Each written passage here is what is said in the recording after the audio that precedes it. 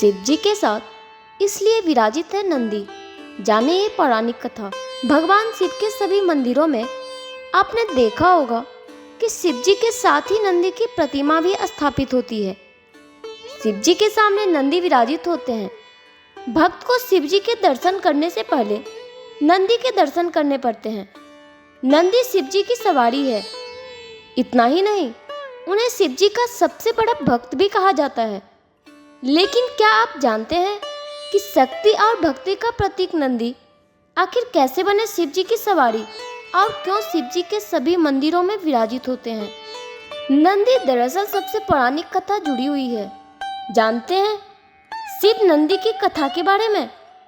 शिव पुराण से जुड़ी कथा के अनुसार शिलाद नामक मुनि हमेशा तप और योग में लीन रहते थे, जिस कारण वे अपने गृहस्थ जीवन को समय नहीं दे रहे थे।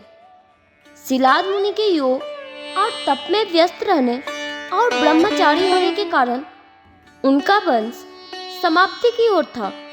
ये सब देख उनके पितरों की चिंता बढ़ गई।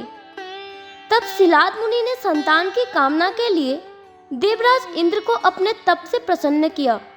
शिलाद मुनि ने इंद्रदेव से ऐसे संतान का वरदान मांगा जो कि जन्म और मृत्यु के बंधन से मुक्त हो। लेकिन इंद्रदेव ऐसा वरदान देने में असमर्थ थे। उन्होंने शिलाद मुनि को भगवान शिव से वरदान मांगने को कहा। शिलाद मुनि ने फिर कठोर तपस्या की और भगवान शिव को प्रसन्न किया। शिलाद मुनि की तपस्या से प्रसन्न होकर शिव जी ने उनके स्वयं पुत्र रूप में प्रकट होने का वरदान दिया।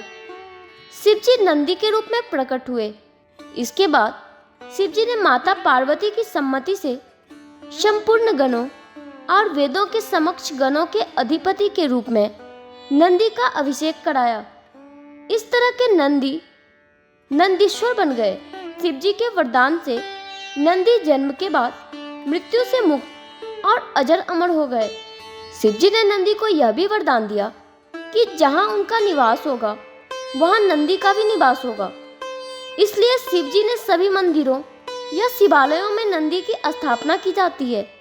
शिव जी और नंदी से जुड़ी एक अन्य कथा के अनुसार समुद्र मंथन के समय हलाहल विष निकला था।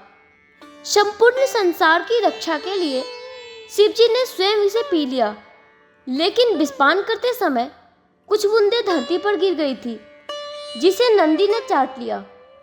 नंदी का ये प्रेम और समर्पण देख भगवान शिव प्रसन्न हुए और उन्होंने नंदी को अपने सबसे बड़े भक्त की उपाधि दी।